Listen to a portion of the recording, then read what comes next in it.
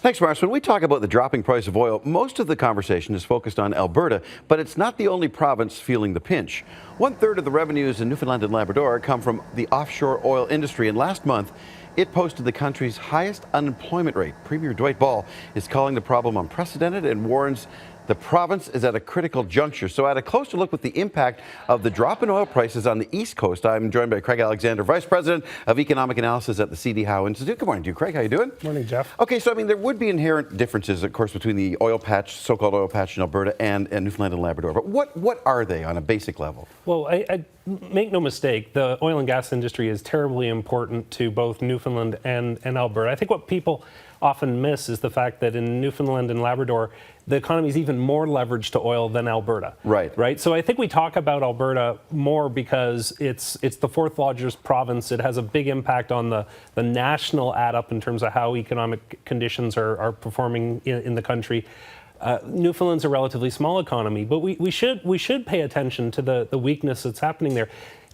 This is likely to be the third year in a row that the Newfoundland economy is going to contract. So when we think about an economy facing difficult times, we're seeing a very deep contraction. With the drop in oil prices, income in the province it fell last year by about 6%. And this is one of the reasons why the government is facing such a difficult ballooning deficit, because the tax revenues just aren't there. So the unemployment rate there, I believe, is 14.4%, double the national average. It's sort of a double whammy for them, isn't it? Because when the cod industry collapsed, a lot of workers, and anecdotally or truthfully, the number was about 10,000 people over the course of the years went from Newfoundland to work in Alberta.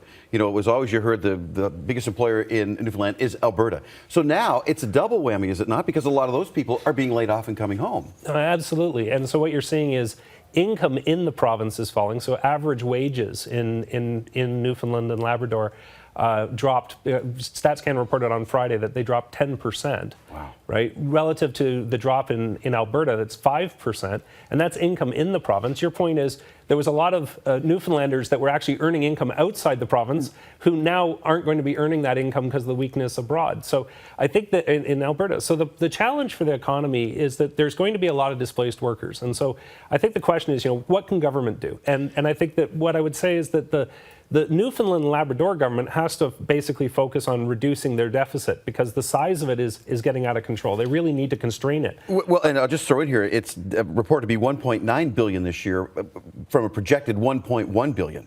Yeah, and it's getting bigger because of oil continues to drop, and that's really hurting their revenues.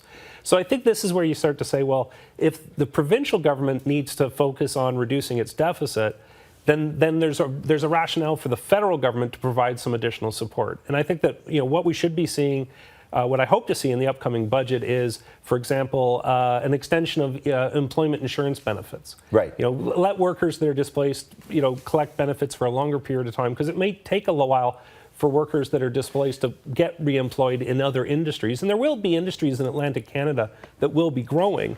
And I also think we need to focus on skills training, because I think what you're going to find is there's a large number of oil and gas workers that now need to be employed in another industry. Right. And so you have to help that transition. Wow. Yeah, it's a complex situation. There's a lot of problems there to deal with. It's very difficult. Yeah. Right. Craig, thank you very much. Appreciate it.